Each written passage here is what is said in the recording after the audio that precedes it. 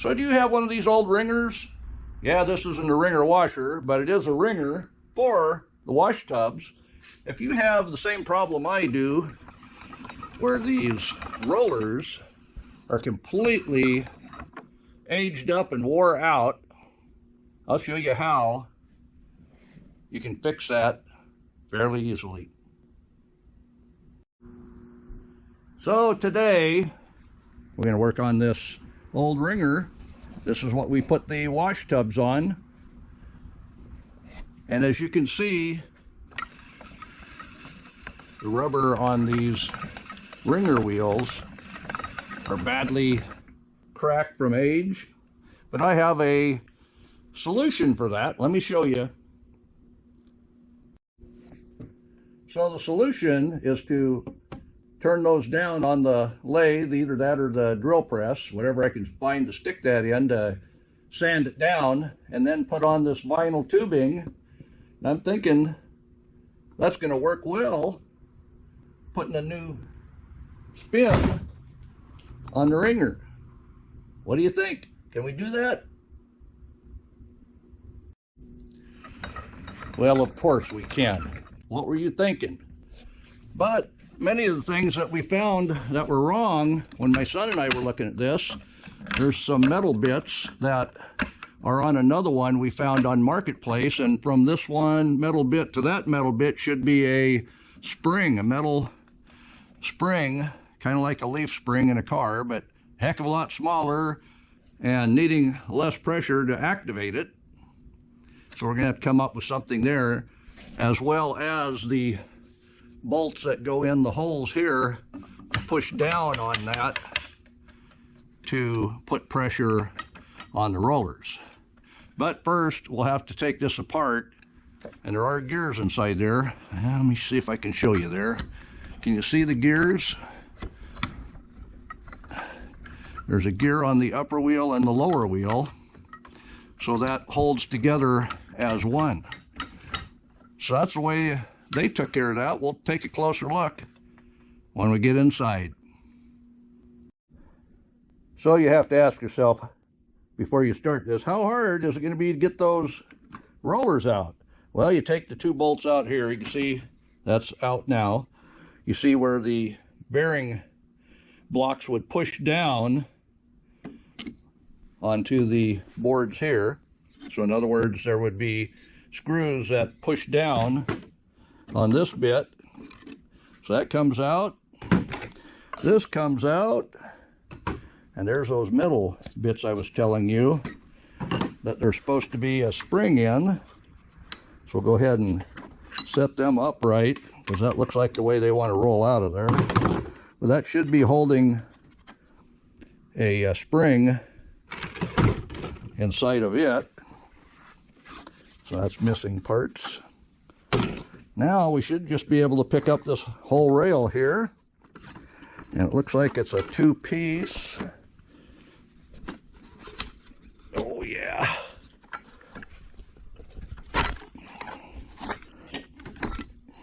All right. So right there, under that bearing, you can see the gear. And it looks like they have gears on both ends. So let's go ahead and flip those bearing retainers off, because those are square bearings that are held in to the groove. Yeah, we're getting into it. So let's see if the bottom one, oh yeah, the bottom one wants to come out too. We might need to help it a little bit, but... So that's a give me, get me gear. I haven't seen one of them in a long time. And what that means is one is always pushing on one of the gear tips all the time. That's why they call it a give me, get me. And it has them on both sides. And you see the bearings that are in there. They're basically just little ball bearings pressed inside, and or I should say just riveted inside for a bearing block. So that can get wet, dry out. As long as you keep it oiled, it won't rust up too much.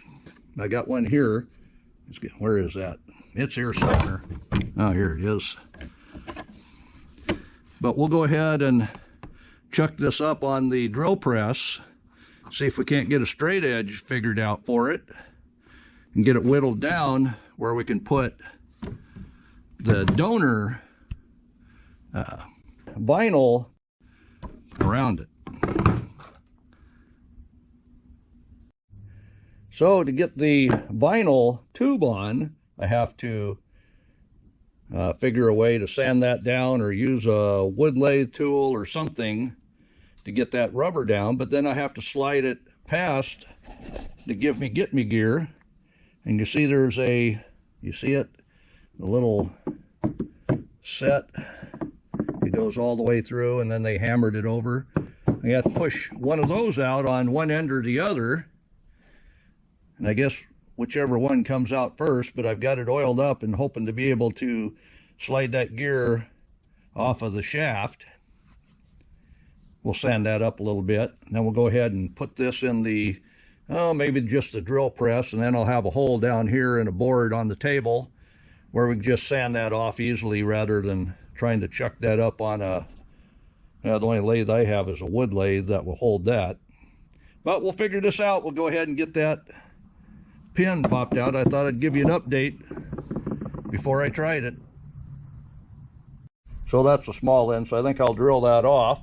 I've got the drill chucked up, but we got to get one of our tools, and we got to center punch that so we can get a good drill into it. And right there. There we go. Yep. I'll start drilling that tab off and be right back with you. So I got the correct tool, and I whacked and whacked and whacked on that. It's not coming, so I've taken the executive decision to go ahead and drill it out. So basically, I just need to follow that line there, and we should be able to get that out of there. Be right back with you when I get that done. Well, it took a little while. I drilled all the way through that pin and got the gear off.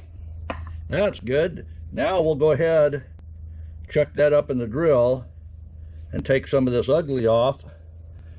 And with that out of the way, I should be able to slide on the donor piece. You can see it's about the right size, so I'll just need to take off just enough that I can put some clear silicone, possibly, to hold that in place.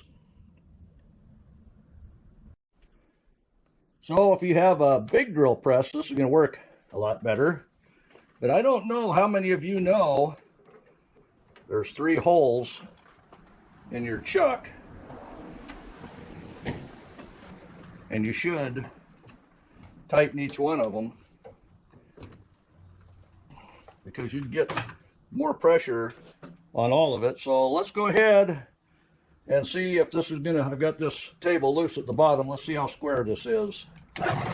Oh yeah, we'll be able to file that down. So figure out what direction your drill press turns. Obviously, that turns that way, so I'm gonna bring my rasp into the backside and just start taking off some of that ugly. If this wobbles a whole bunch, I would put a straight edge in. So the inner dimension of this tube is 1.5 inches, and I'm dialed up to 1.5 inches, and still I have plenty. We can go ahead and mark it with this. I'll show you that, but I'll be making so much noise you won't hear what I'm saying maybe, but I'll go ahead and cut in at a few points here and then use the rasp to take it down. All right, let's go.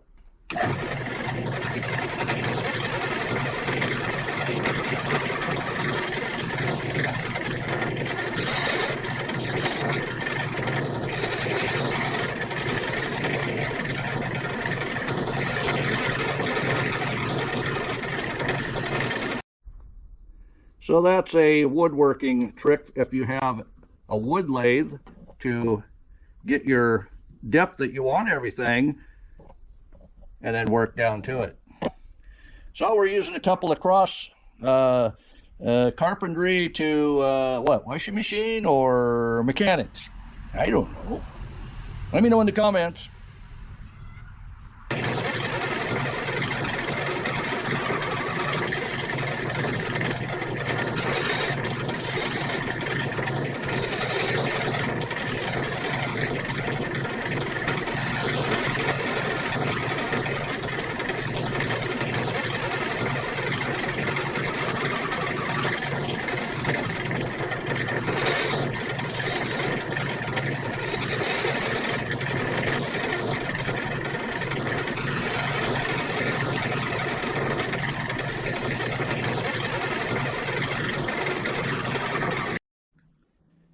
So right there, I'm at 1.5 inches, and now down here at the bottom, just a little extra. I'll work a little bit more on the bottom here, but here in the center, we were right at it. And I think if I heat this up in hot water, boiling water, I'll be able to turn that around and using the drill press that in place. Let's see if that'll work. So if you're going to use your drill press on that new outer roller edge, that vinyl, it's going to need to be a floor one, and that'll drop way down there. Then you get that in place and start pressing it in. Don't turn it on, just use it as a press. All right. We got a hot one in there.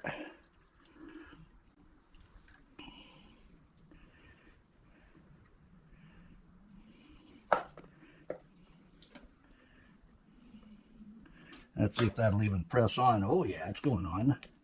Oh heck yeah. Had my hand over it.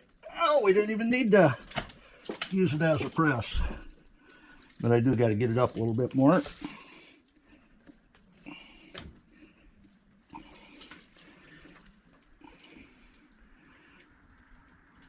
That's working. Bringing it all the way up. Ooh, that's hot. Yeah, don't put your hand in the water to cool your hand off. That stuff's boiling.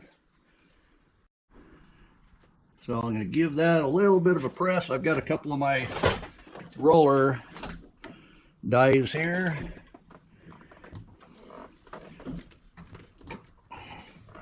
What do you think? Is that going to do it? Oh yeah. So tell me, but when I get that other vinyl on there, is that going to be a problem with the get me gears? Obviously I got that one to put back on, but I want to either get this whittled down a little bit now before I put it back together, but either which way, I'm going to take this end off, take off the handle, go ahead and throw it in the drill press, get this one shaved down, get the vinyl on it, check the get me gear, and see how much I'll have to take off this vinyl. That'll be easy, where we'll have a usable wringer that looks decent again. So in review, this one I was able to get the get me gear off. I was able to put it in the drill press, trim it down, get the vinyl heated up, slid on. Got to do it to this one yet, but I think it's gonna finish this video because there's only so much that anybody wants to watch at once, and it's Sunday. Your coffee, you probably need to fill it up again. So if you're filling your coffee, you won't know what these bits are and how well these squared off bearings work. So go ahead and get your coffee. I'll stop this one now. And only the people that watch to the end will find out that the nut on the end of this is left-handed thread. That's right, I'm turning it to the right. It's supposed to be righty-tighty, lefty-loosey. And that's taking it off to the right. So, bonus, if you stayed to the end, you know that now. So if you're still here, that is a left-handed thread, but the handle is a right-handed thread. I guess that makes sense. That way the nut would always be tightening against the handle if for some reason the handle came loose. You see the two different sizes there? Yeah, you're not going to get a machinist to make you one of them.